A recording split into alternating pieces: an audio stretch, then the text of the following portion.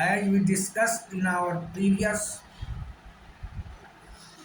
underlined topic, that is the symmetry of space, some basic lines regarding the basic characters of relativistic space.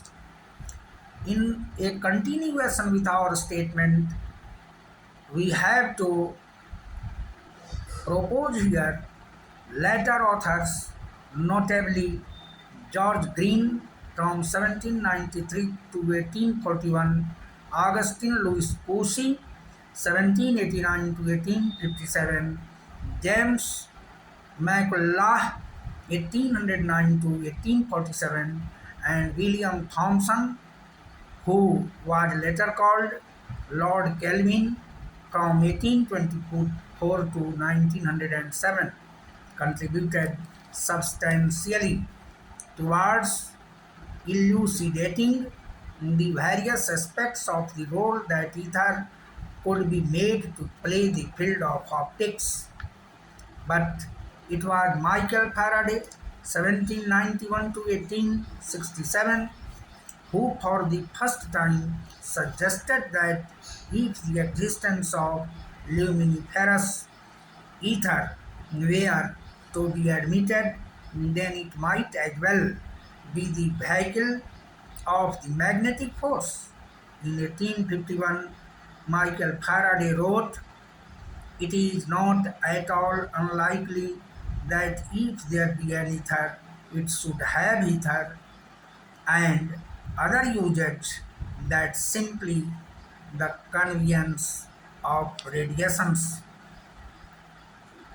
These are the lines written by Michael Faraday in 1851.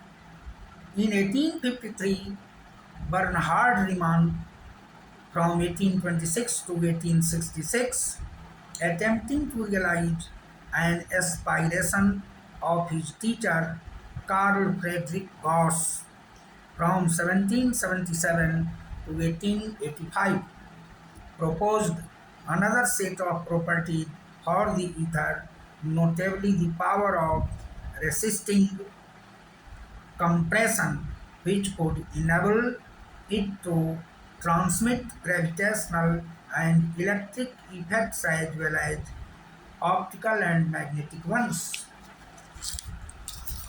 Of course, a systematic theory of transmission of electric and magnetic influences through ether, or for that matter through any continuous medium, did not emerge until 1861 to 62, when James Clerk Maxwell from 1831 to 1879 propounded his famous theory of electromagnetic field. All the salient concepts and conclusions of his theory, for instance, the displacement, current, the stress and strains in the field, the propagation of electromagnetic field waves with a finite velocity, and the transmission of energy, seemed to point strongly towards the active role of ether in various manifestations of the electromagnetic field. Finally, the identification of electromagnetic waves with light made it all the more plausible that there existed a medium in the nature of ether, which could be regarded as the seat of both optical and electromagnetic phenomena, irrespective of what one may think of its multifarious and not completely self-consistent properties. However,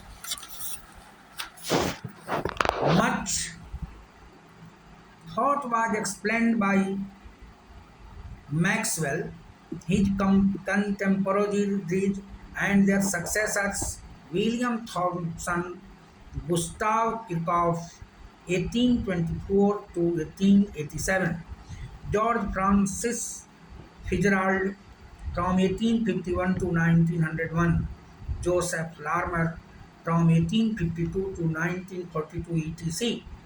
in order to evolve suitable mechanical models of the ether. This hypothetical medium thus assumed a central importance in the theoretical physics of the last century. One most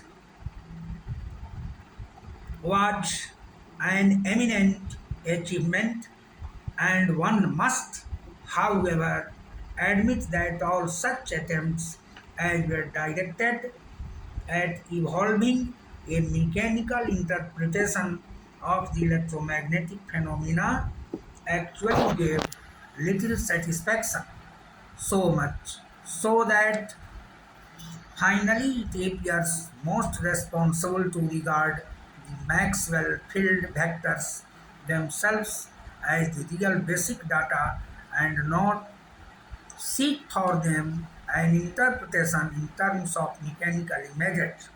But things did not appear so simple to the successors of Maxwell, for they felt it necessary to retain ether in view of another fundamental difficulty is the failure of Maxwell's field equations to satisfy the principle of mechanical relativity. According to this principle, which had played a decisive role in the development of the fundamental laws of mechanics at the hands of Galileo Galilei from 1564 to 1642, Christian Huygens 1629 to 1695, and Sir Isaac Newton, the whole discipline of mechanics held equally valid in all those systems of reference which conforms of the Galilean law of inertia. Such systems are generally referred to Galilean frame of reference or inertial frame of reference. They differ from one another only through a uniform, means translational relative motion. Electromagnetic field equations did not satisfy the Galilean principle of relativity, made it imperative for the theory to succeed. Maxwell, notably Henrik Anton Lorentz from 1853 to 1928, assumed an ether in a state of absolute rest, the so-called stationary ether, which could be set apart as the system of reference in which the field equations were valid as such. It could then also serve as the absolute space of Newton, which he had introduced in order to distinguish the so-called inertial system of reference from others. It could then also serve as the absolute space of Newton, which he had introduced in order to distinguish the so-called inertial reference from others. The so-called inertial reference from others, according to Sir Isaac Newton, the particular class of system was much peculiar and would be such that their motion with respect to the absolute space system is unaccelerated. In such system, he asserted, no fictitious forces would arise. The next will be discussed in our future episode. Thanks to everybody.